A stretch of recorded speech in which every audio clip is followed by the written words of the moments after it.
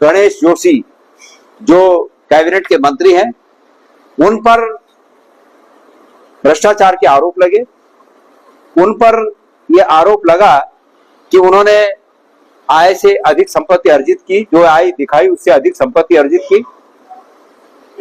तो इस प्रदेश की जनता जानना चाहती है कि आखिर वो आय से अधिक संपत्ति कहां से आई। राज्य के शिक्षा, उच्च शिक्षा, सहकारिता और चिकित्सा स्वास्थ्य मंत्री धन सिंह रावत जी का है। धन सिंह रावत जी पर समय समय पर तमाम लोगों ने भ्रष्टाचार के गंभीर आरोप लगाए हैं और यहां तक कि यह आरोप इस रूप में और गंभीर हो जाता है कि उनकी पार्टी के विधायकों ने लिखित रूप में उनके खिलाफ शिकायतें मुख्यमंत्री को दी है, लेकिन न तत्कालीन मुख्यमंत्री ने और न वर्तमान के मुख्यमंत्री जी ने इस पर कोई कार्रवाई करना उचित नहीं समझा। इससे ये स्पष्ट होता है कि ये भ्रष्टाचार के जो आरोप इस सरकार पर लगते हैं वो 16 आने सही हैं। इस प्रदेश में वर्तमान में ऐसे कई मंत्री हैं जिन पर भ्रष्टाचार के स्पष्ट आरोप हैं, लेकिन राज्य की सरकार और भारतीय जनता पार्टी का संगठन लगता है कि भ्रष्टाचार और भ्रष्टाचारियों को पसंद करते हैं, भ्रष्टाचारी इनको प्रिय हैं और उसके चलते उन पर कोई कार्रवाई नहीं हो रही है। अभी एक मामला हमारे सबके संज्ञान में आया और वो ये है कि गणेश जोशी जो कैबिनेट के मंत्री हैं, उन पर भ्रष्टाचार के आरोप लगे। उन पर यह आरोप लगा कि उन्होंने आय से अधिक संपत्ति अर्जित की, जो आय दिखाई उससे अधिक संपत्ति अर्जित की। तो इस प्रदेश की जनता जानना चाहती है कि आखिर वो आय से अधिक संपत्ति कहां से आई। उनका अभी ताजा एक मामला आपने सुना होगा कि कोई आयोजन होने वाला था और उसके लिए जो टेंडर की प्रक्रिया है, उस टेंडर ओपनिंग की जो समय सीमा थी उससे पहले ही किसी पार्टी को काम दिया गया और जब ये एक्सपोज हो गया तो वो कार्यक्रम ही रद्द करना पड़ा। उसके बावजूद सरकार और भारतीय जनता पार्टी के संगठन के उनको कोई फर्क नहीं पड़ता। बड़े अफसोस और बेशर्मी की बात तो इनके लिए यह है कि माननीय न्यायालय ने इनको कुछ समय का समय दिया है कि भाई इस समय तक ये हलफनामा कोर्ट में प्रस्तुत करें जो उन पर आरोप लगे हैं। और इससे पहले कोर्ट ने ये कहा था कि कैबिनेट की मंजूरी आवश्यक है कि इन पर मुकदमा चलाया जाए, लेकिन भारतीय जनता पार्टी की सरकार की कैबिनेट ने इस प्रदेश के हित में ये उचित समझा कि ऐसे एक भ्रष्टाचारी मंत्री को बचाया जाए। कैबिनेट ने उसकी मंजूरी नहीं दी।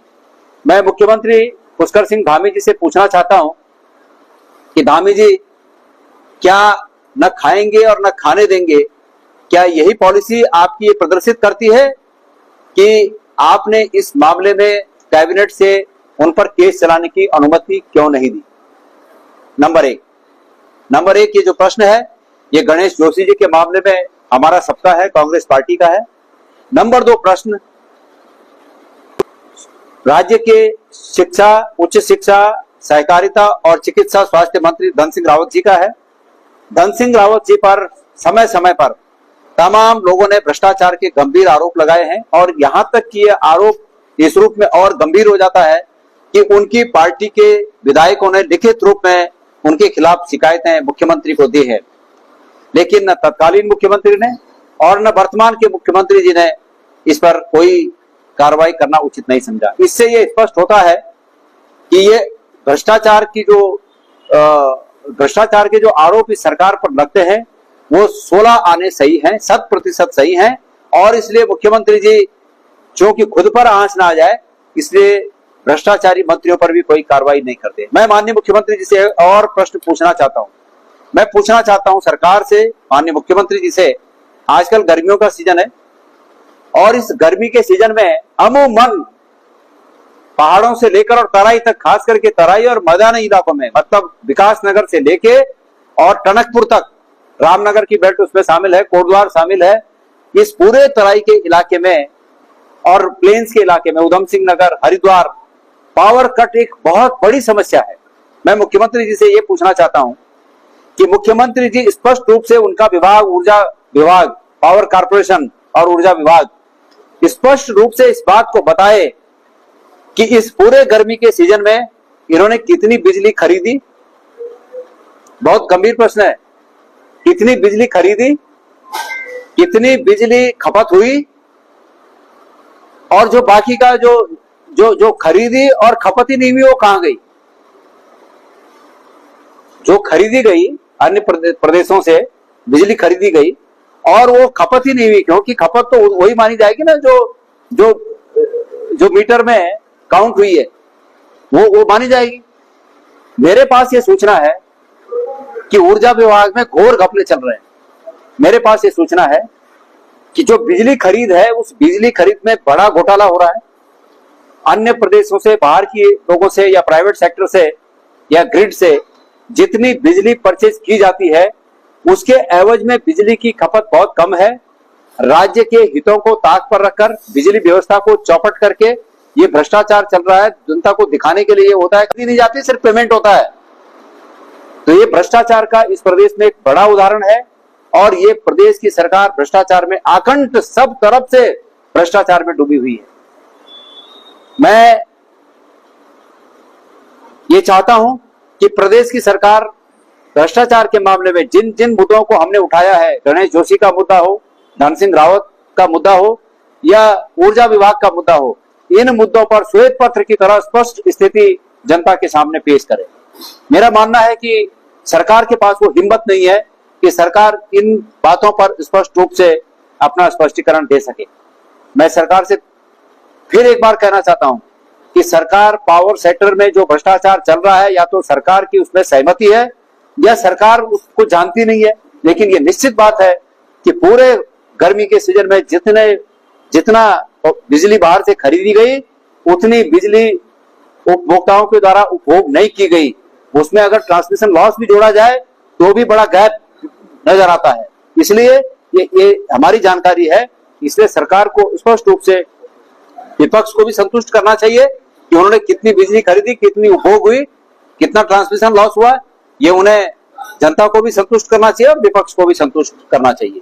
तो मैं उम्मीद करता हूं कि आप लोगों के समाचार पत्रों के माध्यम से ये बातें सरकार तक जाएं और सरकार इन प्रश्नों का उत्तर दे ताकि लोगों का विश्वास सरकार पर बना रहे। आपके कोई प्रश्न है तो उसका स्वागत है।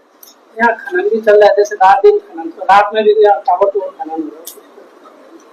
ये बड़े अफसोस की बात है कि खनन रात के टाइम, खनन और कैसर रात के टाइम चल रहा है। और पहले नियम तो ये था कि खनन का काम जो है सूर्यास्त से सूर्योदय से सूर्यास्त तक होता था। अब ये हो गया उल्टा कि सूर्यास्त से और सूर्योदय तक खनन होगा।